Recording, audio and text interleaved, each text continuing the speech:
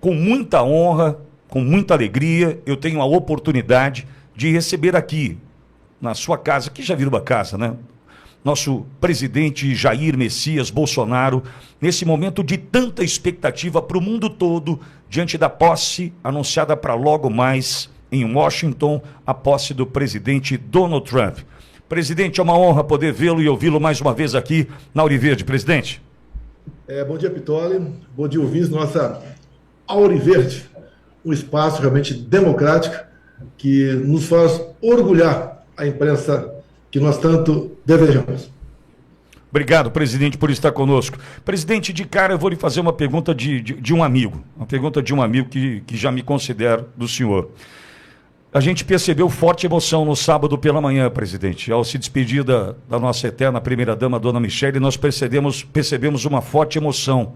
O que passou pela cabeça do presidente Bolsonaro naquele momento? Pitoli, eu vou te confessar uma coisa aqui. Várias vezes, eu como presidente, eu olho o pessoal que estava na antessala, ninguém entra. E eu chorei dentro da presidência. Que você passa por momentos que você sabe o que tem que fazer, mas você não tem o devido apoio, o devido entendimento, e por vezes o pessoal acha que por ser presidente você é o dono do Brasil. Não é assim. Você pode ver, quando se fala em aparelhamento, né, das instituições, de ministérios, você pode ver, quando você se formou, Pitoli, eu acredito que é muito comum, né, que você tenha recebido, a tua turma tenha recebido um nome, de acordo com Sim. O que se formou. Eu, como me formei em Resende, em 77, o nome da minha turma foi Tiradentes. Qual o nome da turma formada pelo Itamaraty no ano de 2018? Eu acho que você não sabe, Pitoli, até porque é um negócio que não é comum você ter conhecimento a isso. Então vamos lá. O nome da turma que se formou em 2018 era Marielle Franco. Não quero aqui criticar a Marielle, ela já faleceu, tá? Faleceu não, foi assassinada covardemente, ela e o seu motorista. Mas quem era a Marielle Franco para dar o nome a uma turma? Marielle Franco era do PSOL, com toda certeza, em função disso, não digo nem a turma, foram os mais antigos da Itamaraty e resolveram colaborar para dar esse nome, até porque já se tinha suspeita, né, de eu estar envolvido nisso. Eu passei 6 anos respondendo publicamente, como assim dizer, não via processo, por ser o mandante da morte da Marielle Franco. Por quê? Um dos possíveis executores morava no meu condomínio, na Barra Tijuca, cujo condomínio tinha 150 casas. Então, como se qualquer um fizesse algo ali errado, né, teria passado por mim. Então, o nome de uma instituição, o Itamaraty, que nos orgulha lá desde 48, da criação do Estado de Israel. Dá um nome desse para uma turma, você vê a tendência político-partidária na formação de mais uma turma. E que vexame é o Celso Amorim para as relações públicas brasileiras. Aproveitam mais um passo, né? Quando a Bolívia expropriou 2 refinarias nossas em seu país, o presidente Evo Morales está com ordem de prisão agora, que é uma confusão terrível lá na Bolívia. Ele falou que o exército boliviano fez a coisa certa. E o Brasil tinha um comportamento muito imperialista. E o petróleo e o gás, o Lula também falou isso, é da Bolívia, então eles podem fazer o que bem entender. Esse é aquele grande acerto, né, em cima do Foro de São Paulo. Então você vê, quando o TSE anunciou o resultado das eleições, o pessoal do Itamaraty, esse que estava escondido lá, machões, né, vieram a público e falaram: sabotamos o Bolsonaro por 4 anos para chegar a esse momento de o Lula voltar à presidência. Voltou, está aí. Agora, se a gente, o concurso superou, um concurso dificílimo, mas o aparelhamento é isso aí. A ideologia está acima dos interesses de um país. E nós vivemos, né, esse momento todo para onde está indo o Brasil. Trump, há muita semelhança entre a minha vida do Trump. Logicamente que ele é um milionário, eu sou uma pessoa normal, que só passei a ter mais de 1 milhão na minha conta, depois daquela campanha do Pix, que eu agradeço até hoje, que está me dando para pagar advogados. Eu agradeço e muito. Mas eu levei uma facada aqui no Brasil, o Trump levou um tiro nos Estados Unidos. Lá eles tiveram 6 de janeiro, aqui nós tivemos o 8 de janeiro, muito semelhante, muito parecido. Se bem que hoje, pelo que tudo indica, o Trump deve assinar a anistia do pessoal do 6 de janeiro. Lá teve morte, aqui não teve. Então essas questões todas nos unem. Agora, sim, lá a campanha do Trump é faça a América grande novamente. Nós queremos o Brasil grande aqui também, mas passa muito mais por nós do que por eles. O que vai transbordar aqui, eu tenho certeza disso, é que o Trump tem dito, né, que sem liberdade de expressão não há democracia. E eles irão para cima de todos os governos ditatoriais. E ouso dizer que nós estamos já com mais de um pé dentro da cova da ditadura em nosso país. Precisamos, sim, desses ares aqui. Mike Pence tem agora uma série de matéria com ele que será tornada público sobre eleições 22. Eu não quero adiantar o que é, até porque eu prefiro que venha de fora, como a CIA trabalhou, não trabalhou, qual é o interesse do mundo, não tinha. Ele já fez uma live, o maior ativista nessa área, tem mais de 20 milhões de seguidores, fugiu o nome dele aqui, onde ele conta. Rogan. Contando o que aconteceu, e uns 5 minutos falou do Brasil. Agora, o que é uma democracia, Pitola? É você discutir qualquer assunto sem problemas. Chama-se liberdade de expressão, está garantida a nossa Constituição. A gente não precisa de leis aqui. Precisa de leis, homens que façam cumprir a lei. E nós não temos visto isso. Sim. Quando você fala uma grande bancada de senadores para 26, a gente não quer fazer uma grande bancada para perseguir quem quer que seja. Queremos uma grande bancada para exatamente equilibrar os poderes, que está completamente desequilibrado. Todos nós sofremos com isso. Nós temos gente presa aqui no Brasil, temos exilados em alguns países, como a Argentina, gente em processo. Eu queria participar do programa com o Paulo Figueiredo, por exemplo, né, com o Rodrigo Constantino, mas não posso, porque eles estão em inquérito lá, inquérito também estou, a gente não pode se conversar. Eu não posso nem conversar com advogados de outros inquéritos. Isso não é democracia. Quando você veio para o caso específico do Brasil agora, a negativa do meu passaporte, né? Até eu falei com o André Ventura ontem, aquele deputado português. Uhum. E vale a pena, porque é uma coisa inacreditável, né? Entre tantas outras semelhanças. Em 2018, o Lula tinha acabado de ser condenado em segunda instância e ele recebeu do Supremo autorização para sair do Brasil. Ele iria para a Etiópia. Acabou não indo por outro motivo, por uma outra ação. O Supremo liberou com 2 condenações para a Etiópia. E agora é o seguinte, o que ele ia fazer na Etiópia? O motivo, né? Olha só. Tínhamos, na verdade, 2 assuntos, né? 2 painéis. Um dos painéis do Lula era parceria renovada para acabar com a fome na África até 2025. Essa historinha de combate à fome, para dizer que está ligado ao mais pobre, que está preocupado com o pobre que passa fome. Mas o Bolsa Família com o Lula era em média 190. Comigo passou para R$600. Nós criamos o Pix, que inseriu no sistema bancário mais de 40 milhões de invisíveis, que nós detectamos por ocasião da pandemia. Esses invisíveis trabalhavam com dinheiro vivo, vendendo uma água no sinal, um camarão na praia, um picolé na arquibancada de jogo de futebol. Era também a cabeleireira, a manicure, o pedreiro, tá? Aquelas pessoas que viviam no dia a dia da informalidade. E quando nós criamos o Pix em novembro de 2020, nós botamos esses caras para dentro da economia. Tem comunidade, ou melhor, não tem comunidade hoje que não viva sem Pix. Nós temos os números, por exemplo. Mais de 150 milhões de pessoas têm Pix, pessoas físicas.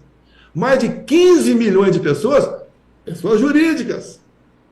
E quando você olha o Pix, você dá uma gulgada, você vai ver, por dia, o Pix movimenta mais de 100 bilhões de reais. E quando acontece esse caso agora do Pix, né, que entrou, o nosso deputado Nicolas fez um vídeo muito preciso, muito objetivo, parabéns a ele, um garoto inteligente, tem um grande futuro pela frente. A gente fica na dúvida, né? Não seria taxar o Pix. Mas quando o governo vê 100 bilhões pela frente, ele faz uma instituição normativa, ele quer alguma coisa. Ninguém manda flores para nós homens, né? Para as mulheres, nós não temos alguma intenção com ela, namorar, né? Apaixonado. Ninguém manda flores, uma mulher que manda, a não sei que seja aniversário dela, né? Outra data qualquer, mas entre jovens, sem algum interesse, algum objetivo. O que é natural, faz parte da nossa vida. E quando o governo do PT vê que o Jair Bolsonaro criou o Pix, o Lula começou a preparar o clima para todos aqueles que ganhavam mais de 5 mil reais por mês, de uma forma ou de outra, ter um encontro com o leão. E mais ainda, com toda certeza, a perseguição, que faz parte desse governo. Esse governo de perseguir os seus opositores. Está perseguindo o caminhoneiro agora usando a Polícia Rodoviária Federal. Está perseguindo o agro o tempo todo. É um governo que olha para o cidadão aqui, na verdade, não olha olho no olho, olha no bolso dele. O que eu posso tirar de você? Exato. Eu até apelidei a política econômica do Haddad, né, que é menos vacas, mais leite. Ele só quer arrecadar e gastar. Quando eu cheguei no Alvorada, em 2019, eu dei lá tem uma piscina olímpica, tem tudo lá que você possa imaginar. Tá? Deu um mergulho na piscina olímpica, eu não me senti bem. E por que a água está quente? Ah, aqui tem aquecedor. Eu falei, é solar ou é elétrico? É elétrico. Desliga. A economia é mínima, mas você dá exemplo. Quando apresentaram para mim, aqui tem o seu cartão corporativo pessoal. O que eu posso fazer com esse cartão pessoal? Ah, você pode sacar 20 mil por mês e tomar em caldo de cana, em tubaína.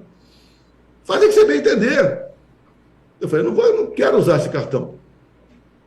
Não gerei senha. E por 4 anos, o saque foi 0. Quando eu cheguei na presidência, salário 33 mil de presidente da República, 12 mil de militar da reserva. E podia pedir a aposentadoria pela Câmara. Eu tinha 28 anos de serviço da Câmara, 2 de vereador, e dava 30 mil por mês aproximadamente. Falei, não vou pedir. Porque eu não quero que alguém fale, soma 33 com 30 mais 12, dá 75. Acho que é isso. Exato. Exato. Além de outras coisas, eu acho que além de comida de graça, não paga aluguel, etc, etc, etc. Não vou pedir, para evitar falarem de mim. Andando pelo Brasil, eu vou dormir em quartel. Hotel de trânsito de oficiais dentro do quartel, ou havendo um alojamento do comandante, o hotel de trânsito ele mede a R$70. Paga esse trem aí. Quando eu viajava, eu ficava em embaixada. Às vezes que eu fiquei em quartos caríssimos, foi cortesia do rei, tá? Do sheik, ou de outro país qualquer. Nunca fiquei em um quarto caríssimo para mim, ou para minha primeira-dama. Nesses locais caríssimos, é complicado para a gente ter uma vida simples. Sim. Se você demorar para ir no banheiro, você faz pipi na calça, que é muito longe. É um quarto de campo de futebol, ou um oitavo. Tá? Então você tem que dar exemplo. Se você não der exemplo, você não tem como cobrar. Presidente, agora, o que o senhor, dessa chegada de Trump para esse segundo mandato, entendo eu que ele deve ter olhado para os erros cometidos ou que poderia ter feito e não fez. O senhor entende que sim, há muito aprendizado de um primeiro para um segundo mandato, olhando para o senhor já numa eleição em 2026, presidente? O que eu entendo, Pitório, vocês são testemunhas, né? A gente erra, não tem como não errar. Você não é uma máquina, tá? Mas aqueles 4 anos te dão uma experiência enorme. Até o próprio Trump.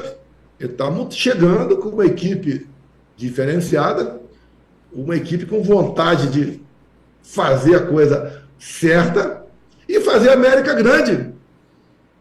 Tá? E ele chega com muito mais vontade. Hoje deve ter 100 ou 200 novas medidas, né, que ele vai anunciar. Seriam decretos presidenciais aqui no Brasil ou medidas provisórias também. E ele está tratando a questão lá de imigração.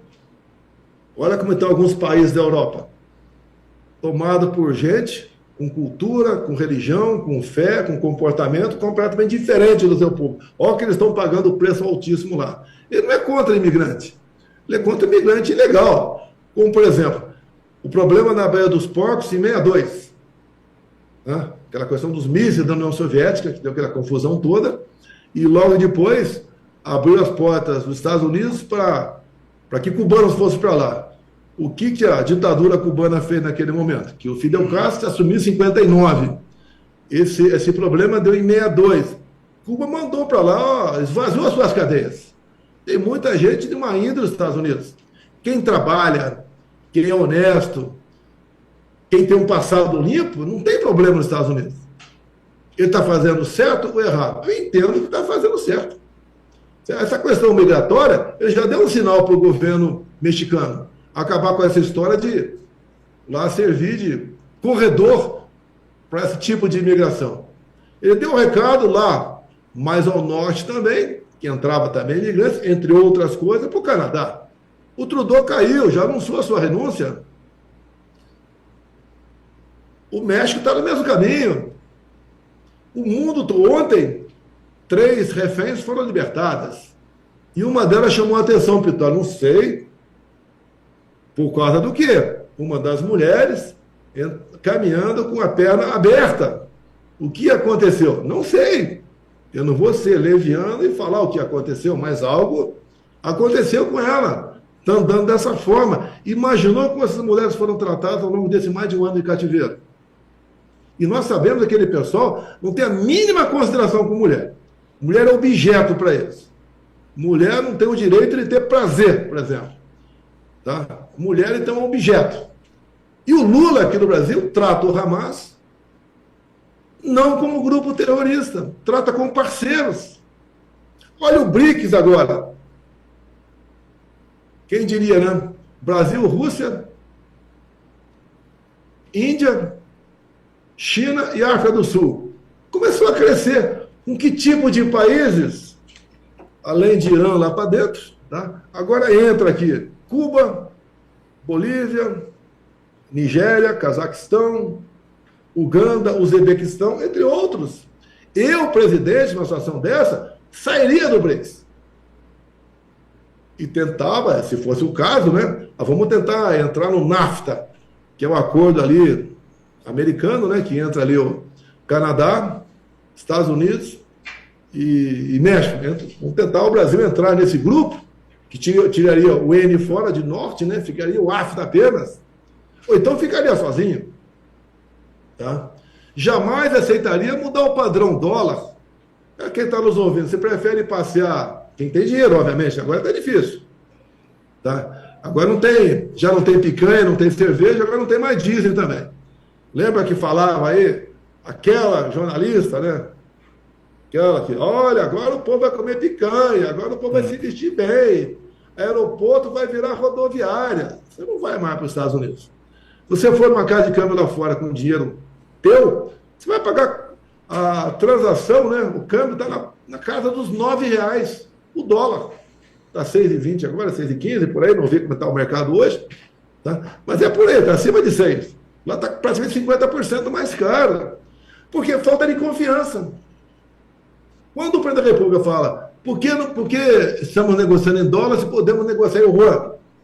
Quando tiver acesso aos 37 acordos que o Lula fez com a China há poucos meses, um desses acordos, o memorando, tem um empréstimo lá de 5 bilhões de yuan, 4 bilhões de reais para o BNDES. Mas por que pegar com a China dinheiro para botar no BNDES? Essa grana, 4 bilhões de reais, por ano, são 15% de taxa de juros. 4 bi, 15% são 600 milhões. Você vai ter que pagar juros dessa grana esse ano, já que você botou dinheiro lá para o BNDES. O BNDES comigo deu lucro. Lembra lá atrás, com a esquerda, com o PT, um pessoal privilegiado comprando um aviãozinho com a taxa Selic? Sim. Não dá certo. a economia. A economia não perdoa quem está no Brasil. Agora, por alto, né?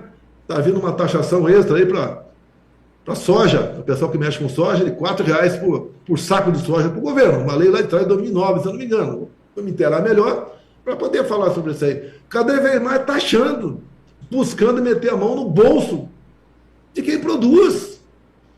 E o trabalho que tem que ser feito de um governo, com todo respeito, foi o nosso. Dá para comparar Paulo Guedes com Haddad? Lá atrás, chamava o Paulo Guedes de Poço Ipiranga, ele me autorizou a falar assim, né? Até respeitosamente. Ele era o cara da economia. Nós fundimos 4 ministérios e deu para ele. Ele falou, eu não quero ter um problema com o ministro do Planejamento, quero planejamento comigo aqui. Vai. Indústria e comércio, quero comigo. Vai. Você tem que confiar nas pessoas.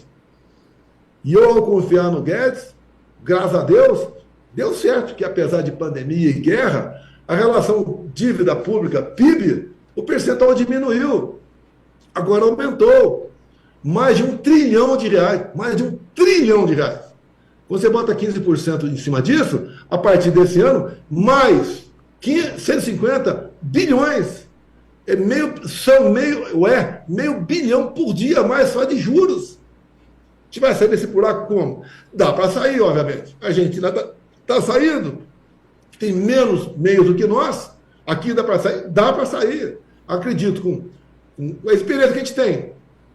Quando o cara fala, é inelegível. Qual crime eu cometi, ô companheiro? Pegaram o dinheiro da minha cueca? Pegaram conta minha lá fora? Eu quebrei a Petrobras em 900 bilhões de reais? Eu quebrei fundo de pensões aqui no Brasil? Reuniu-se com embaixadores, abuso de poder político. Você não considero, já está difícil falar em democracia hoje em dia, né? Mas eleições sem oposição não é democracia. Deixa o povo decidir. Isso não é democracia? Alguns falam, quem seria o seu reserva para 26 se tu não vier? Se eu não vier, é sinal que não tem democracia. Esqueça voto. Exato. E que a gente quer recuperar a democracia. Está lá o Eduardo, que me representa. Não representa, ele é meu filho, pô. É mais do que representar. A confiança é 100%. Está lá com a Michelle nos Estados Unidos. Obviamente a Michelle não trata desses assuntos. O Eduardo fala inglês, fala espanhol. Já está dominando bastante o árabe. Anda o mundo todo. Tem bom relacionamento com a família de Trump. Lá atrás, eu, presidente, quando cogitei o Eduardo ser nosso embaixador lá, o pessoal, olha, o fritador de hambúrguer quer ser embaixador. Olha o embaixador de Israel, que esteve comigo aqui. Eu falei para ele, porta aberta, que tinha qualquer problema, ele chegava lá, entrava e falava com ele, tem que marcar audiência. Confiança nele, confiança em Benjamin Netanyahu, tá? Confiança em certo chefe de Estado que você pode confiar. E hoje em dia, como é que estamos? Como é que está o Celso Amorim andando pelo mundo? Eu fui convidado, apesar da fake news de alguns da esquerda, né? Ele não foi convidado. Eu fui convidado. A imprensa do mundo todo divulgou isso aí. Como a imprensa do mundo todo está divulgando que eu fui proibido de ir para lá por uma decisão de um juiz. Um juiz que é o dono de tudo aqui no Brasil. É dono da sua liberdade. Ele abre inquérito, ele te ouve o delator, tá? Ele é o promotor, ele é o julgador, ele encaminha o seu juiz para fazer parte da audiência de custódia, tudo ele. Tira teu passaporte. Eu não sou réu, pô. Pode fugir. Eu posso fugir agora. Qualquer um pode fugir. E o vexame fez com que, não sei o que vai acontecer hoje, por ocasião do pronunciamento do Trump, está lá a minha esposa, tá? Ela tem personalidade, faz um trabalho discreto, logicamente queria estar do lado dela, por isso a gente chora, né? Por que não chora? Ou eu sou uma máquina. Eu tenho as minhas fraquezas, tá certo? Sim. Queria estar com ela, ok? Infelizmente não pude estar presente, mas ela foi para lá. E tá, ontem teve lá no baile, teve lá com o Eduardo, com a esposa do Eduardo presente também, tinha mais algumas pessoas lá, fazendo a sua presença, né? Logicamente, demonstrando que nós respeitamos o povo americano, que nós estamos do lado da democracia, nós respiramos liberdade, nós queremos para o Brasil uma política semelhante aos Estados Unidos. Ninguém vive sozinho mais hoje em dia, né? País nenhum também. Se eu tivesse um governo, estaria 100% afinado, ou 99% afinado com o governo dos Estados Unidos. Isso é muito bom. Quando tiver outro lado, juntando ali Rússia, China, Venezuela, Cuba, Irã, Nicarágua, o Brasil, meu Deus do céu. Agora, presidente... Mesmo que fora de mudar o padrão dólar, tá? Comigo, nós ganhamos o status, até foi para as Forças Armadas, na conversa com o Trump, grande aliado ex-OTAN. O que eu fiz pelas Forças Armadas é inimaginável. Ninguém não conseguiu fazer isso aí. Meus parabéns ao Exército Israelense, que não abandonou seu soldado aqui no Brasil. Onde uma juíza lá, uma juizeca, né, deu lá um despacho para ouvir o soldado, acusação, genocídio. Parabéns ao Mossad. E tem algumas pessoas que a gente conversa, não é do Mossad, mas tem contato com o Mossad de Israel. Até um me disse outro dia, né? Que golpe é esse no Brasil que o Mossad não sabia? Que golpe secreto é esse? Vai ter que perguntar para quem está me acusando, porque eu também não sei. Porque os caras querem me tirar de combate. Não interessa ter no Brasil alguém que está comprometido com o seu país. Você pegar o pessoal do agro, por exemplo, o que eu fiz pelo agro? Primeira coisa, não atrapalhei. Não contratei mais gente para fiscalizar o agro. Diminui em 80% a multagem no campo. Via CAC, né? Ou via porte estendido, armamos o homem do campo. O homem do campo tem que estar armado. O MST não funcionou. Passou a estar bem o nosso relacionamento, no deles, dentro da porteira e para fora da porteira também. Acabamos com muito gargalo para deslocar o que nós produzimos no campo, fazendo pontes. Os portos passaram a dar lucro, que davam prejuízo. Porto de Santos dava prejuízo de 500 milhões por ano, passou a dar lucro. Quem levava 1 bi por ano fica revoltado comigo. Daí faz de tudo para desgastar, porque para eles, como voltou agora esse esquemão no Brasil, está muito bem. E daí gasto. O gasto também é prejuízo. Como é que está o pessoal aí de Banco do Brasil, Caixa Econômica, Petrobras? Correios, vocês estão felizes com o fundo de pensão de vocês? Vocês estão felizes com o fundo de pensão de vocês? Tá certo? Presidente, agora, uma questão. Na semana passada, até em função do Pix, o senhor viralizou um vídeo produzido pela equipe do senhor, pelo Andriele Raoni, aquele vídeo da caneca, né, que o senhor vai falando da importância de todos nós, da união desse povo, né? E a gente tem veiculado, já veiculei mais de uma vez esse vídeo aqui, porque nós precisamos, de fato, acabar com essa história. O presidente Bolsonaro precisa nos salvar. Não, sem dúvida, está nas mãos do presidente Bolsonaro, o maior líder da direita nesse país e, quem sabe, no Hemisfério Sul, né, um dos maiores líderes mundiais da direita, hoje está nas mãos, sim, do presidente Bolsonaro a oportunidade de nos salvar. Mas cada um tem que fazer a sua parte, presidente. A gente tem que se unir, a gente tem que mostrar que esse povo tem força, para também lhe dar força. O senhor entende que esse vídeo consegue atingir esse objetivo, presidente? Primeiro, quem salva o Brasil é Jesus Cristo, não é Messias Bolsonaro. Tá certo? E durante a minha campanha, eu falava muito no João 8,32, né, da verdade. Não tem que você ir para frente com mentira. Esse governo mente o tempo todo. É igual aqui, a sua liberação para ir na Etiópia. Ia tratar lá o quê? Né? Parceria renovada para acabar com a fome da África até 2025. Ô Lula, 2025 agora. Já acabou a fome na África ou vai acabar até dezembro? É sempre aquela mesma historinha repetida o tempo todo. Coitado do pobre, eu amo o pobre, o Bolsonaro não quer saber de pobre. O Lula, quando nós criamos o Pix, os banqueiros deixaram de arrecadar em torno de 20 bilhões por ano, que era a grana do TED e DOC, das transferências. Acabou isso aí, continua TED e DOC, mas caiu bastante. Ganhou quem? Aí ganhou o pobre. O pobre passou a ser o MEI, né? Microempresário, passou a ser isso. Nós atendemos os pobres. Quando nós revogamos mais de 5 mil normas regulamentadoras, via Rogério Marinho, que na época trabalhava com Paulo Guedes, nós ajudamos o microempreendedor. Quando nós criamos a Lei da Liberdade Econômica, permitimos a cabeleireira, que queria fazer teu salãozinho, o mecânico da oficina, o cara queria vender pizza, né, lá no cantinho dele, que queria vender pipoca na praça. O que essa lei ajudou, entre outras coisas, a Lei da Liberdade Econômica? Ele entrava com o pedido de alvará na prefeitura, se em 30 dias o prefeito não respondesse, ele podia abrir seu negócio. Antes de nós, ficava de eterno. Por vezes, pegava até propina dessas pessoas, algumas prefeituras, não são todas, para poder liberar. E quando você fala em ferrar o pobre, quando nós descobrimos uma máfia dentro do CEAGESP, junto com o Coronel Melo Araújo, que agora é vice-prefeito em São Paulo, tá? Empurrador de carrinho, tinha que fazer uma autoescola, R$2.000, tirar carteirinha de empurrador de carrinho, e pagava em média R$160 de propina por mês. As mulheres, tinham 4 mil empurradores de carrinho lá. Vai multiplicar 4 mil vezes 160. As mulheres serviam um cafezinho, pagavam R$60 de propina por mês. Nós acabamos com isso.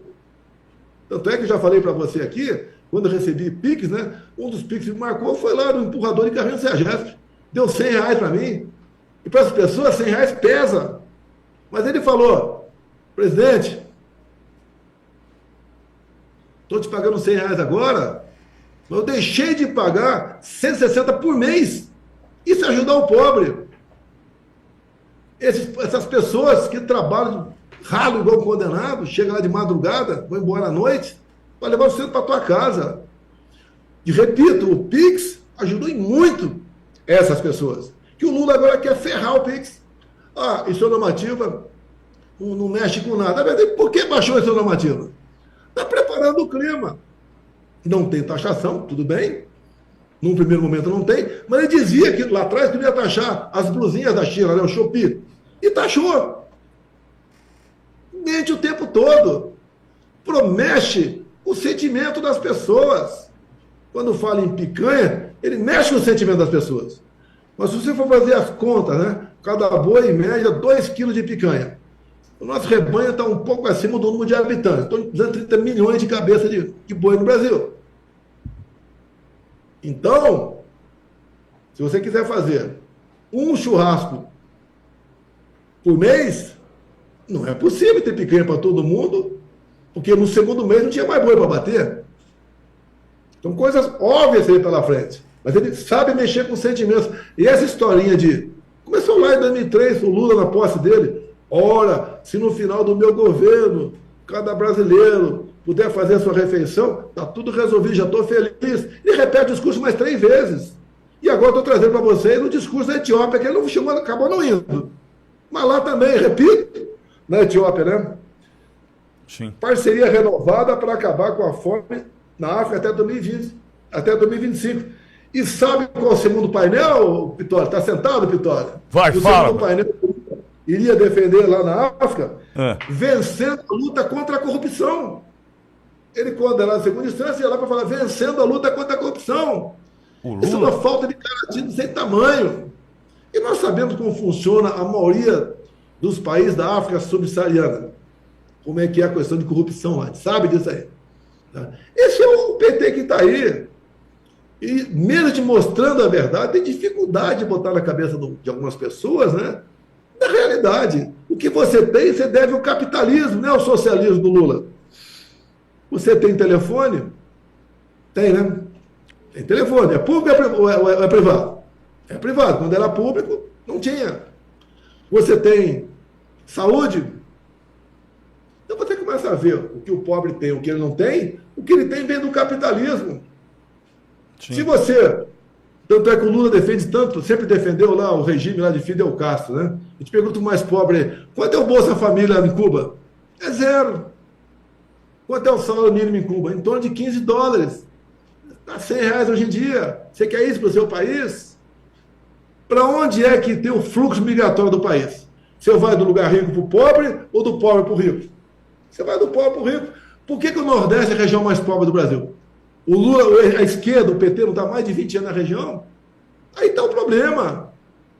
Esses caras sabem cuidar muito bem da esposa, botando a esposa lá para ser, no Tribunal de Contas do Estado. Sabe muito bem. Se arrumar, sabe muito bem. Agora, tratar de vocês como nós tratamos, não existe. Repito, até o Bolsa Família. E comigo, o cara que recebia o Bolsa Família podia trabalhar. Voltou agora a escravidão. Ó, se trabalhar, perde o Bolsa Família. Ele prefere ficar dependendo, fazendo bico, né? E dependendo. Esse em fazendo bico, você tem Pix. De acordo com o que entrar no seu Pix, ele ia cortar o Bolsa Família ou não? Agora vamos lá, é outra área aqui que ninguém tocou no assunto ainda. Você que recebe Bolsa Família e fazia uns bicos por aí e entrava um dinheirinho a mais todo mês para você. Ao fazer o cruzamento Bolsa Família, Pix, o Lula ia cortar o seu Bolsa Família ou não? Responda. Jair Bolsonaro criou o Pix. Quem criou foi o Banco Central, foi no meu governo. Eu podia falar, não vai ter Pix. Teve Pix. Você passou a poder trabalhar. Eu quero o mercado funcionando. Sempre falei para os meus ministros, e falo agora também, não tem mais ministro, mas falo também. Eu prefiro até viver na informalidade, muita gente sem controle, do que com controle o cara na miséria. Deixa rodar, porque o cara que está na informalidade, que está ganhando mais de 5 mil por mês, acontece? Sim, é lógico que tem na informalidade. Ele vai fazer compra no supermercado. Ele vai ter um carrinho e vai pagar pedágio. Ele vai fazer girar a economia. Como quando lá atrás nós zeramos impostos federais dos combustíveis, o cara gastou menos de R$200 por mês de combustível. Ele vai comprar outra coisa no mercado, dar um presente, vai tomar cervejinha com o dinheiro dele, ou seu refrigerante, e a economia está rodando. Tanto é, quanto mais diminui impostos, mais a gente arrecadava. A tal da curva de Laffer, né, que eu fui saber o que era, eu não manjo muito economia, mas eu procuro saber como é que acontecem as coisas. Quando você começa a cobrar imposto, chega a um ponto que o cara que está sendo cobrado tem duas alternativas: quebrar e ir para o Bolsa Família, ou sonegar. Ele não tem alternativa. Ia sonegar agora, né? Não estou recomendando a sonegação. Tem um vídeo meu de 30 anos atrás. O pessoal bota no ar, tudo bem. Falei besteira 30 anos atrás. A gente se redime aí. Okay? Mas, em parte, o povo tem razão. Para onde está indo o meu dinheiro? Os impostos são de alguns países do primeiro mundo, mas o serviço é de países de terceiro mundo. Mano. E nós demos o exemplo lá atrás, enfrentando a pandemia, reflexo da guerra, e demos exemplo. E o Brasil arrecadando mais, diminuindo a sua carga tributária. Quando o Paulo Guedes falou que eu vou lançar a reindustrialização do Brasil, que é muito fácil você falar de trabalhador, né, empregado, que é massa. Agora você não fala do patrão porque é a minoria, não tem voto. Mas ser patrão no Brasil também não é fácil. Tanto é que a gente estava trabalhando, não deu tempo ainda, queríamos criar minha primeira empresa. Para aquele cara que reclama do patrão poder fazer a sua empresa e dar o tratamento aos seus empregados que ele achava que merecesse. E a economia não perdoa. Rodando a máquina da economia, todo mundo ganha com isso aí.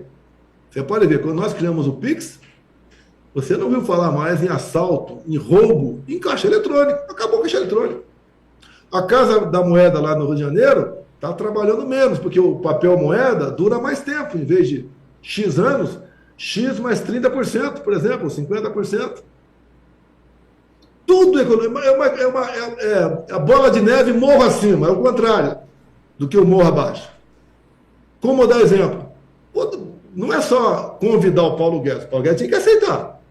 Ele aceitou. Deu as condições dele. Eu quero 4 ministérios fundidos comigo. Dei. E confiança 100% nele. Eu duvido que a Tereza Cristina fizesse o brilhante trabalho que ela fez no governo do PT agora. Que é monitorada, é vigiada. Comigo ela fez porque ela teve liberdade. A Tereza Cristina virou uma gigante no ar porque ela teve liberdade comigo. Se fosse o governo do PT, não teria liberdade. E cada ministro foi nessas condições. Eu indiquei um outro nome perdido, como, por exemplo, o Jorge Seife, para a Secretaria da Pesca, que era uma festa, né? A questão da peça no Brasil. A começar com segunda defesa. É a cidade aqui que o cara lá nunca tomou um banho de rio e ganhava a segunda defesa. Então, para quem tinha que dar, vamos dar. O estado que mais tinha segunda defesa era o Pará. Ninguém reclamou. Ninguém reclamou. O corte que foi em cima de quem nunca viu um peixe, nunca viu um lambari na vida, muito menos uma minhoca. Isso não tinha que ter. Então, ao você fazer a coisa certa, ao você dar exemplo, como dar piscina lá em casa. Presidente. Você tem como realmente fazer com que o povo acredite em você. Pois não, Pitolli? Tem uma pergunta. Pediram para o senhor falar sobre Rio São Francisco e o que significou, né, a finalização daquela importante obra para o Nordeste, presidente. Olha, era para ter acabado em 2012. Passou para 2014 e depois sobrou para o nosso governo. Por que não funcionava o Rio São Francisco? Né? A transposição. Primeiro, tinha sempre os aditivos das obras. Quando nós pegamos o Lula fez 90%.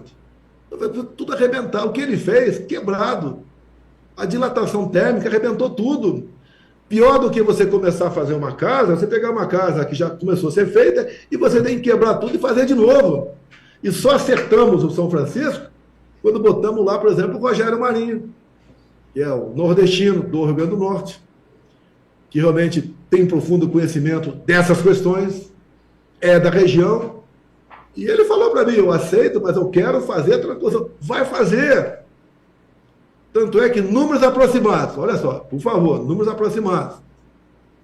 12 dias de bombeamento equivaliam, em volume, a um ano de carro-pipa. Tá certo? Tem uma denúncia aqui do deputado Carmelo Neto, lá do Ceará, dizendo que está tudo parado no Ceará. O que está parado? O que está parado lá? A transposição, tudo parado. Nós vimos aqui, tem mais um cara da peça aqui, o Coronel Meira. Se quiser botar a cara que fala 10 segundos, te autoriza, tá? 10 segundos, tá certo? Mostrando o que é a região. Então, o que acontece? E também fica aquela história, você tem que conversar com o vereador, com o candidato, com o prefeito, senão não vai água via carro-pipa. Que nós descobrimos na época, olha só. Como é que você faz o controle se aquele cara que tem 200 carro-pipa está entregando água ou não? Tem um GPS que vai lá no carro dele e você monitora se ele entregou ou não. Descobrimos que algumas das empresas tinham o GPS que ia tirar do caminhão e botava na moto. O cara fazia o percurso de moto devagarzinho e voltava. E a água entregue. O cara só nega água pro irmão dele. O PT, conivente com isso tudo. Tanto é que você nunca viu o PT denunciar a corrupção. Só é denunciado. O cara só nega água para tomar para o irmão dele. E quando começou a transposição, a água chegando. E depois começou o pessoal pegando água do canal com a bombinha, né? O pessoal do meu governo, alguns poucos, né? Vamos fazer uma blitz. Não é negativo. Bombeia mais. Bota mais água lá embaixo. Queriam que os governadores pagassem, né? 400 milhões por ano a despesa lá com o bombeamento. Eu falei, não. Nós pagamos isso aí. Vamos arranjar recursos, vamos pagar. O nordestino merece água, meu Deus do céu. Água! E eu não sabia, né? Que faltava água em Bagé, Rio Grande do Sul. O prefeito se procurou na época. O presidente, hoje é aniversário de Bagé, inclusive. Coincidência? Um abraço aí, salvo engano, de São Sebastião. Salvo engano, hoje é de Bagé também. Opa, não sabia não. E em Bagé faltava água. Então o Exército, acredito ter passado da metade já a obra lá, fazendo uma represa, de modo que Bagé não tenha mais água. Foi o prefeito, né? O Lara nos procurou, conversamos com o Exército Brasileiro, e o Exército não tinha expertise disso, mas tinha na teoria, e começaram a fazer esse trabalho lá, de modo que eu acho que daqui a pouco tempo, né, não temos mais o risco de ter falta d'água em Bagé. Eu acho que ninguém sabia, eu não sabia que faltava água em Bagé. Okay? Mas é o governo que faz as coisas. Quando você vê, né, ele tinha no mínimo detalhe. Por exemplo, o que é um hidroavião? Eu confesso que nunca vi um hidroavião no Brasil, confesso. Mas, via Tarcísio, facilitamos a habilitação de pilotos de hidroavião, que o Brasil todo é uma pista. O Jorge Sey fez miséria pelo Brasil, a obra mais fantástica, que não foi concluída, né?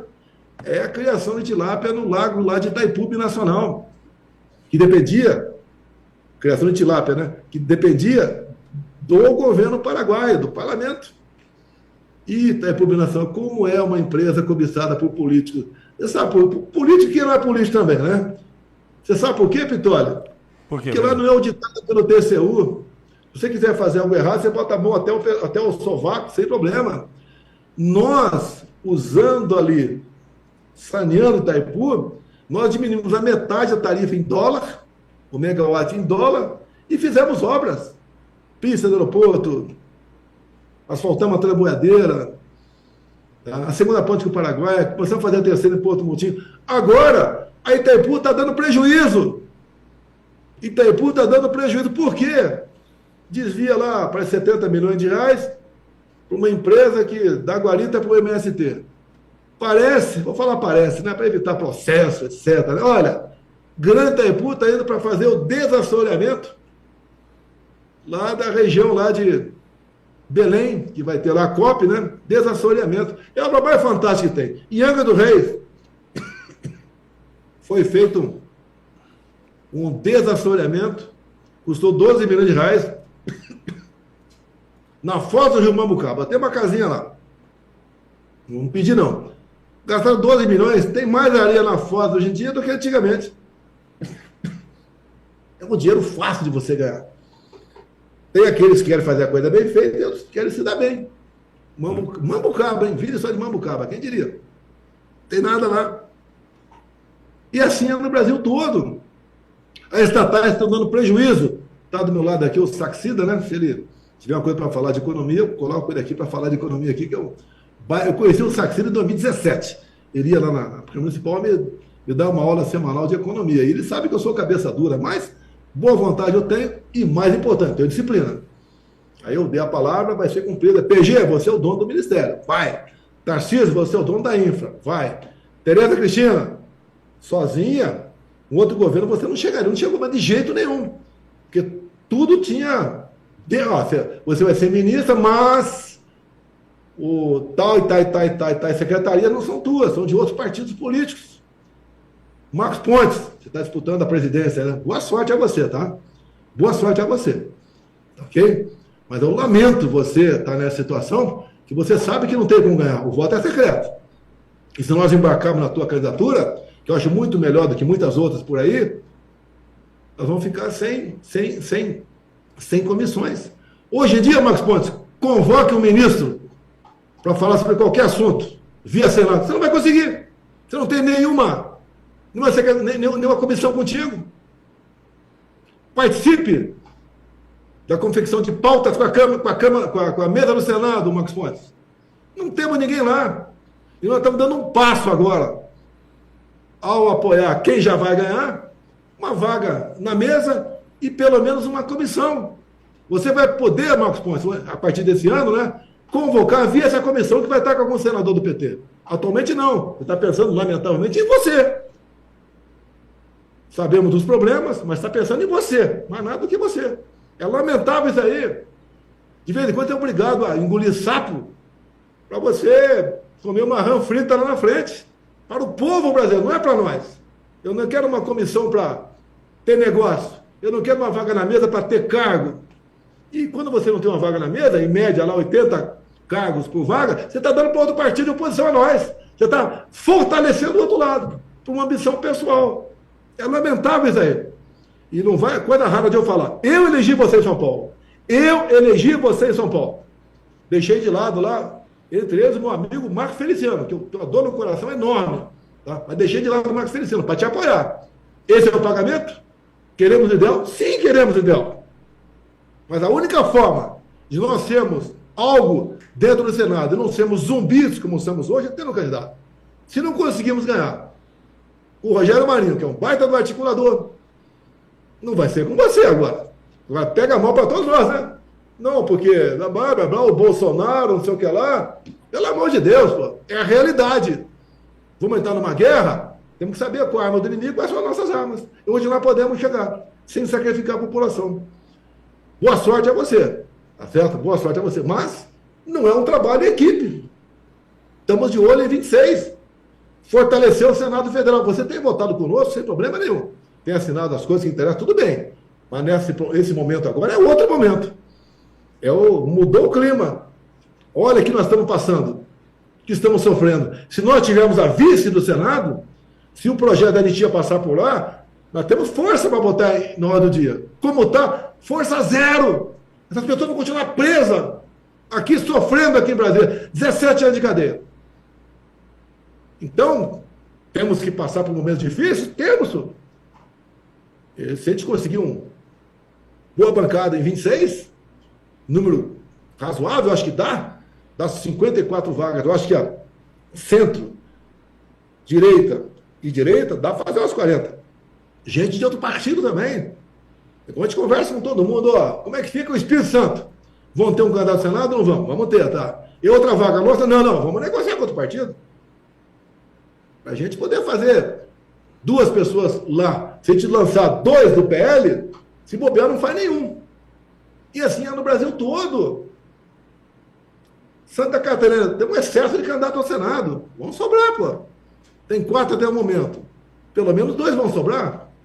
A gente pode, quem sabe, outro candidato de outro partido. Se não der, não tiver afinado conosco, a gente lança os 2 nossos. Acho que no mínimo um a gente faz Santa Catarina. Rio Grande do Sul tem um excelente candidato no Rio Grande do Sul. Tem 3 excelentes candidatos. Vamos ter que negociar.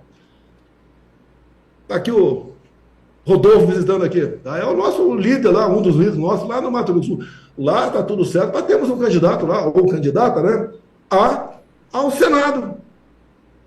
Que a atual senadora que se elegeu usando meu nome é uma desgraça. Uma desgraça. Né? Não soma nada. Né? E a gente vai mudando, vai acertando. De vez em quando, eu vi hoje o Kim Paim, né, sempre que eu posso, ouço o Kim Paim, de rebarba, escuta aqui o Pitó de vez em quando, não dá para ouvir todo mundo. Tá? O Kim Paim até me criticando, né? Eu fico feliz quando um amigo me critica. Que o amigo não pode só bater nas tuas costas e falar que você é bacana. Pô. Olha, o Bolsonaro acredita, falou um adjetivo esquisito lá, não vou repetir aqui, mas acredita. Elege o cara e depois o cara dá uma volta nele. Não é volta em mim, não, dá volta no Brasil. Exato. Quantas pessoas eu tenho falado para deputado federal, senador, vocês são privilegiados. Vocês podem decidir alguma coisa, colaborar na decisão de alguma coisa. Você não vê muitas vezes o deputado agindo muito, né? Mas na moita ele trabalha. Com ele, o Negão do Rio de Janeiro. É meu irmão, pô. Brinco com ele, né? Que demorou um pouco mais para nascer, deu uma queimadinha. Estava comigo agora lá na Vila História de Mambucaba. Foi lá pegar um bronze. Tá? É amigo meu, pô. Amigo, pô. Tá certo? E vota com a gente, trabalha com a faz o possível, tem suas limitações, tá? E colabora, muito mais que outros, que foi apelidado de intergaláctico, o cara quer resolver o assunto. Só vê o lado dele, mais nada, não quer pagar nada, né? Não quer sofrer nada. Olha, como é que fica a minha honra no meu estado se eu apoiar esse cara aqui? A gente vai crescendo, pô. Olha Mato Grosso do Sul. Estava lá um caso, lá está discutindo, né? Lá o PSDB é um partido que sabe que está uma situação difícil, está sendo cogitada a fusão com o PSD, tudo bem, não tem nada a ver com isso, tá? Mas muda o quadro de Mato Grosso do Sul, que é o estado mais forte no PSDB. Alguns viriam para nós. Se houver essa fusão, virão ou não, não tem problema. Não tem problema nenhum, tá certo? O que nós queremos é o bem lá de Mato Grosso do Sul. Ouso dizer até que temos deixar dúvida aqui. Não ligue para mim que eu não vou responder com Mato Grosso do Sul. Quase certo uma senhora candidata ao Senado em Mato Grosso do Sul. Uma das vagas está fechada, a outra está sendo negociada. Então, se tem algum homem candidato que está sendo negociado, procura aí o Valdemar, que eu não posso falar com ele. Procura o Rodolfo e começa a conversar. Eu não sou o dono das candidaturas lá em Mato Grosso do Sul. Tá certo? Mato Grosso do Sul é um estado que marcou a minha vida. Fiquei 3 anos lá, servi em UAC, né? O tempo que não tinha energia elétrica 8 horas por dia, água encanada era um problema lá de infecção, né? Giardia, entre outras coisas. Não tinha asfalto nem para Aquidauana, nem para Cidrolândia, nem para Guia Lopes. E por aí, pô. Não tinha televisão. Você queria ver um jogo de futebol, você mandava uma equipe do Exército no morro lá em cima, com a bateria, na repetidora e você viu o jogo com o olho fechado, tanto chuvisco que tinha. Assim, eu não estou reclamando, não. Eu paguei minha conta de fronteira, passei de cedo, e graças a Deus. Ali tinha um pessoal da velha guarda ali, lá em Newak, naquele tempo era castigo servir em Newak, né? Eu fui por livre interesse, né? Chama-se interesse próprio, e tive acesso a muita coisa ali, muita coisa eu vi, aconteceu, marcou minha vida lá, em especial os subcomandantes marcaram minha vida lá em Newak. Um deles foi o Ney Almeida Ferreira Diniz, que já faleceu, fantástico, uma vez quase eu matei um sobrinho dele, não tinha energia elétrica, estava sozinho em casa. De repente a porta se abre. Eu atirei e fui para cima. Graças a Deus não atirei. Como as casas eram iguais, o sobrinho dele entrou na minha casa. Quase que eu atiro no cara, tá certo? Graças a Deus eu tive bom senso de esperar uma fração de segundo. Muitas vezes o policial militar, se faz isso, morre. Exato. Tá, mas tudo bem. A minha vida marcou ali. Plantei ali com mais 2 colegas 60 hectares de arroz. Ralei igual um cão para perder pouco. Conheci o que eu agro ali. Presidente. E a vida. Tenho muita esperança em poder colaborar e muito com o meu país ainda. Eu tenho certeza. E a minha pergunta era em cima disso.